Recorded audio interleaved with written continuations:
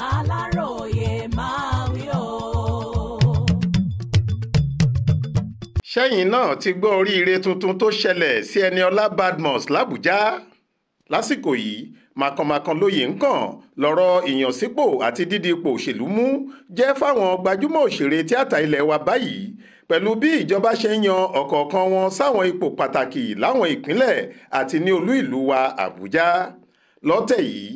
ẹni tí ilẹ̀kùn oríire náà ṣẹ̀ṣẹ̀ ṣí fún tí ìròyìn rẹ̀ sì ti ń jà ròyìn lórí ẹ̀rọ ayélujára ní ìlúmọ̀ọ́ká òṣèrébìnrin tó lómi lára dáadáa ní Ẹniọlá Badmus táwọn èèyàn mọ̀ sí Wúlé Bàǹtù tàbí gbogbo Big Girls.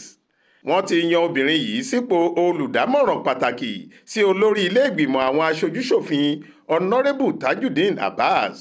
Nínú fídíò kan tí Ẹniọlá gbé sójú òpó Instagram rẹ̀ lórí ẹ̀rọ ayélujára lọ́jọ́ Ẹtì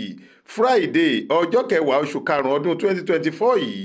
níbẹ̀ ni wọ́n ti ṣàfihàn bí olórí àwọn aṣòfin náà ṣe ń fi lẹ́tà ìyànsípò rẹ̀ lé Ẹniọlá lọ́wọ́ tí ariwo gèésì ń hó tẹ̀lé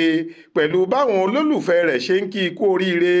wọ́n ń ṣe congratulation ní mẹ́sàn-án mẹ́wàá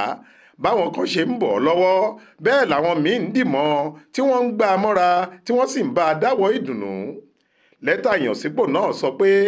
ọ̀rọ̀ lórí àríyá àti ìfitónilétí aráàlú ni Ẹniọlá Badmus yóò máa ṣèrànlọ́wọ́ fún abẹnugan Tajudeen Abbas lé lórí ìyẹn Special Assistant on Social Events and Public Hearings. Lẹ́yẹ òsọkà sí ni ìyànsípò náà ti bẹ̀rẹ̀ iṣẹ́. Ẹ ó rántí pé láìpẹ́ yìí ni irú oríire yìí dé bá arẹwà òṣèrébìnrin ilẹ̀ wa kan Láìdé Bákàrè nígbà tí gómìnà ìpínlẹ̀ Ọ̀ṣun yàn án sípò olùdámọ̀ràn pàtàkì nínú ìṣèjọba rẹ̀. Lára àwọn òṣèré lọ́kùnrin lóbìnrin tó ti lo sáà nípò òṣèlú ní Abdulgafar Abiola táwọn èèyàn mọ̀ sí Kut Abiola, Fẹ́mi Adébáyọ̀ tí wọ́n tún ń pè ní Jẹ̀lílì Onísó, Èyíwùnmí Arámidé tí wọ́n ń pè ní Múkàrè. Bó sì ṣe ń ṣẹlẹ̀ lágbo àwọn òṣèré ilẹ̀ Yorùbá bẹ́ẹ̀ làwọn òṣèré elédè òyìnbó náà gbádùn irú àǹfààní àti ìyànsípò bẹ́ẹ̀. Ṣá o Ẹniọlá Badmus lọmọ tí wọ́n ń sọ lọ́wọ́ yìí orúkọ rẹ̀ kò sì ní bẹ̀rẹ̀ pẹ̀lú Ẹniọlá Ṣákálá mọ́ àmọ́ Honorable Ẹniọlá Badmus ní lásìkò yìí.